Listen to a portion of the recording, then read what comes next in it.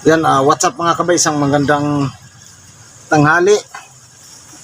Mga kabay, pasensya na kayo mga kabay na matagal tayo na hindi naka-upload ng video. May nangyari kasi na hindi maganda mga kabay. Nung nag-duty ako ng restaurant, umalis kami dito ng Biyernes kasi tuwing Biyernes talaga mga kabay, Biyernes ng gabi, pumupunta kami ng resto. Kasi nagjo-duty kami doon sa Chiang Thai restaurant at saka sa Style Thai. Tapos may Sunday market kami sa Legazpi, may Salcedo kami market sa tuwing Sabado. Yun ang nangyari nga mga kabay. Biyernes ng gabi, kasi ako mga kabay, sa sasakyan lang natutulog kasi binabantay ko yung gamit, maraming gamit kasi mga kabay. Tapos ang nangyari, ginising ako ng kasama ko bandang 2:00 ng madaling araw. Pagkatapos, pinapakabit sa akin yung gasol. Kasi yun na nga, mag-prepare na sila, magluluto na sila. Bumangon ako, tapos linako yung sasakyan. Iniwan ko yung cellphone ko doon mga kabay kasi naka-charge. Kasi may power bank na dala.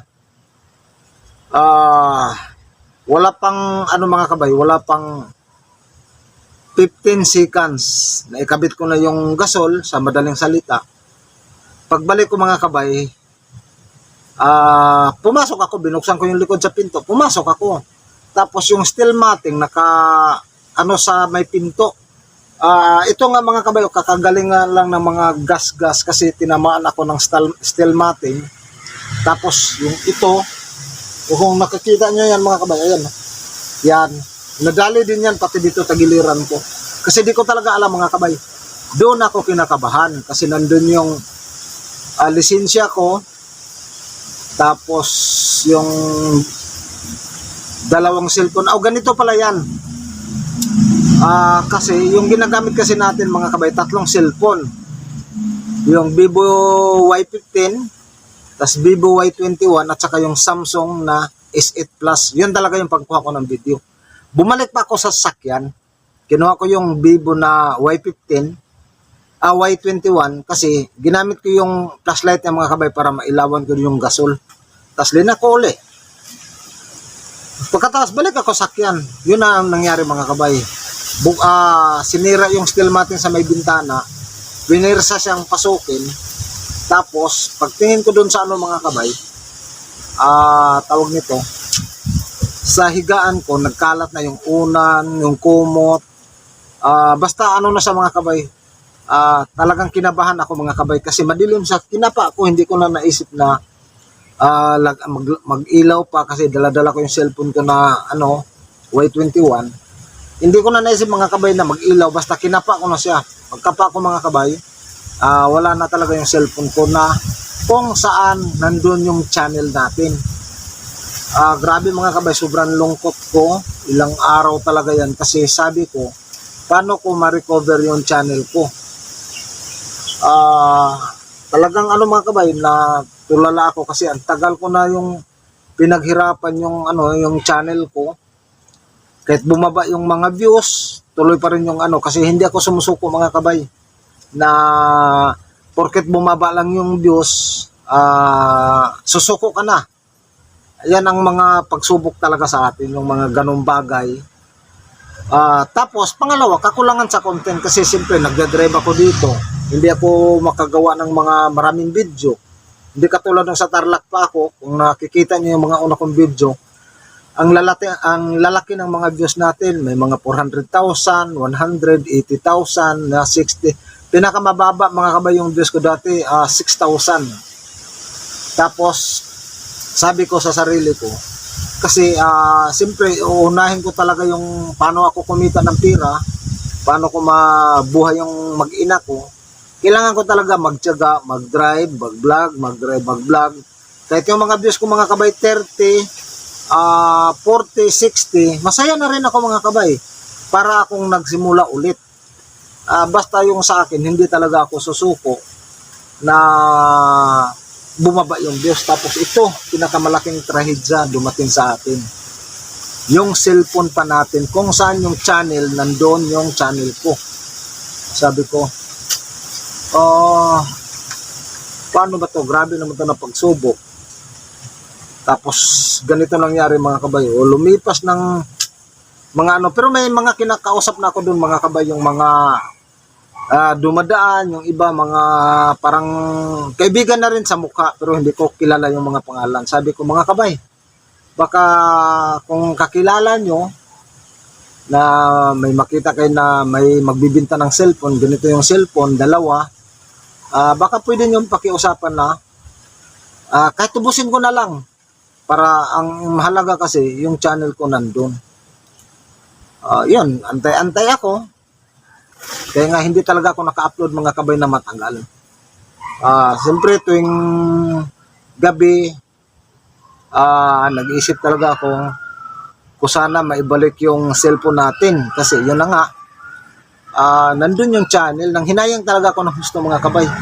Kasi dati, sumahod na tayo, medyo maganda yung sahod natin, hindi naman kalakihan, pero ang mga pinaghirapan natin, paggawa ng content, yung mga tutorial na para sa mga mahilig talaga sa magtatanim, tinatalakay din natin yung kalikasan natin, pagtatanim ng mga puno, kakulangan sa tubig sa ilog, kakulangan sa mga paraan kung bakit nangyayari sa atin ngayon yung mga pagbabaha, pagdating ng summer kakulangan sa tubig. Tinatalakay kasi natin yung mga kabay kasi sabi ko balang araw pag makauwi na talaga ako ng probinsya, doon ako sa probinsya, magagawa ko na lahat ng gusto kong isi-share sa inyo ng mga content. Andito na nga, sobrang grabe mga kabay. Dumating ang pinakamalaking pagsubok sa akin. Sabi ko okay lang sana kahit yung Samsung na S8 Plus na pangkuha ko ng video, yun lang ang nawala. Wag lang yung kung saan yung channel ko doon sa Vivo Y15. Kasama mga kabay. Nagtaka din ako mga kabay, iniwan yung yung power bank, hindi naman dinala. Hindi rin kinuha yung wallet ko, nandun din yung ano ko talaga, yung cellphone, dalawa lang yung kinuha. Pero sa akin mahalaga yung lisensya kasi dito at talaga ako kumukuha ng pang araw-araw na hanap buhay sa pagdadrive. Tapos yung pangalawa yung cellphone natin na pang-vlog. Kasi sa totoo lang sa panahon ngayon ang dami na talagang umatras sa pagbablog. Bukod lang doon sa Facebook mga kabay, dito sa YouTube hindi na gano'ng napansin yung kasi mas marami sa Facebook. Pero sabi ko sana maibalik yung cellphone natin. Ito na mga kabay, magandang balita. May nagpunta sa akin na 2 binata. Sabi niya, "Bay, willing mo bang tubusin yung yung kung saan yung channel mo?" Kasi nakausap namin sila. Siyempre sabi ko, oo, umuo kagad ako mga kabay kahit wala akong pera. Kasi iniisip ko lang talaga maibalik yung cellphone ko. Sabi ko, sige, dalhin nyo na lang dito. Dumating mga kabay, grabe, nakakatakot. Tapos dumating ang punto na sa sobra kong tuwa, hawak ko na yung cellphone. Ito sa mga kabay. Yan. Yung kung saan yung channel natin nandito, ayun siya. Basag-basag na nga, yan basag-basag na talaga to mga kabay. Yung pinakauna ko tong cellphone, dito ako una nag-vlog, kaya nga napakalaking talaga sa akin to. Kapag magkapira ako, ipagawa ko to ulit mga kabay, kasi yung LCD niya, basag na talaga yung sa taas, iwan ko kung makita nyo. Ayan yung kulay itim, yan. Basag na yan, pero iningatan ko talaga yung mga kabay. Tapos yun, tumakbo ako sa kasama ko, nanghiram ako mga kabay ng pera. Yan, tinubos ko. Sa tuwa ko, hindi ko naisip yung SIM card. Sus, may sip. Inano ko kagad mga kabay. Kinuha ko kagad. Hindi ko inisip na nawala yung SIM card. At saka, ni-reformat nila. Sabi ko, patay, baka yung channel ko nasama. Kasi, hindi sa gumagana na ano, yun. Nakikiusap naman ako dun sa ano, sabi ko sana pakibalik yung SIM card. Yun, ang hihingi sila ng ano mga kabay, pang merienda. Yan, bigay tayo, siyempre, maibalik lang. Nung naibalik ko mga kabay, ang daming apps na wala. Yung ginagamit kong editor, malaking papasalamat ko mga kabay, hindi siya na-reformat.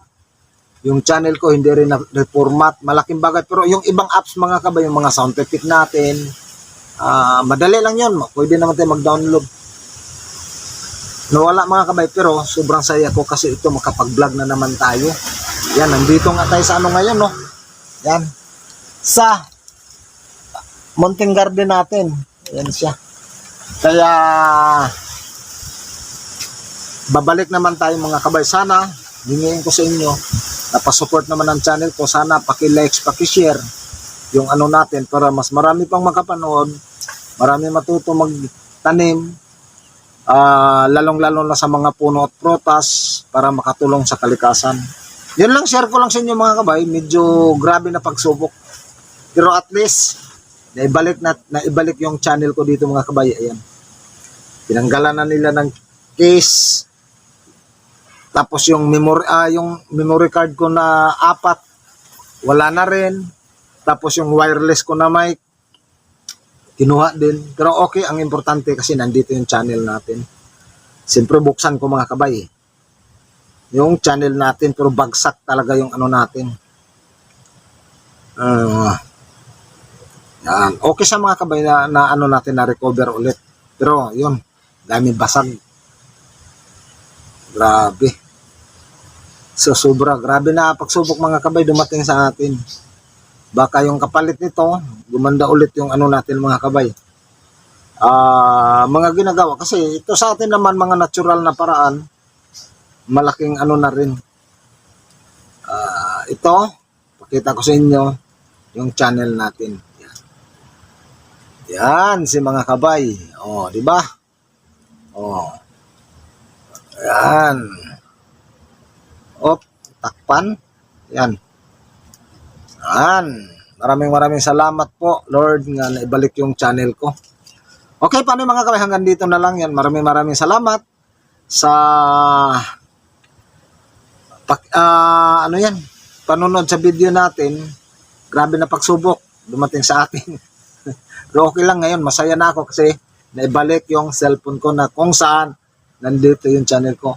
Sana mga kabay, paki-likes, paki-share, saka paki-pindot na rin yung notification bell para pagka may mga iba tayong i-upload na mga video, para tayo nag-update. Yan, maraming salamat. Mega shoutout lahat ng mga subscriber natin.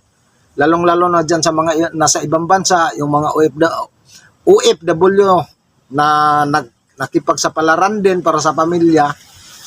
Ingat kayo. God bless sa atin lahat.